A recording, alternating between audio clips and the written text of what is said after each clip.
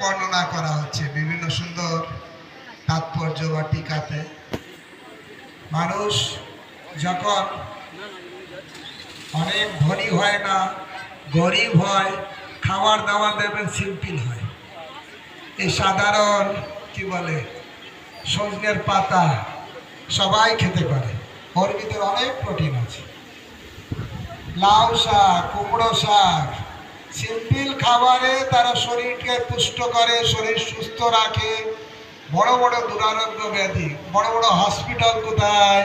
গ্রামে, হ্যাঁ না শহরে? কেন? শহরে তোমরা আরো সুন্দর জীবন যাপন করে, মশারি টানিয়ে শোয়, আরো বেশি এসি ঘরে থাকে। আর এই গ্রামের লোকেরা এসি নেই, কিন্তু রোগ ব্যাধি কোথায় বেশি?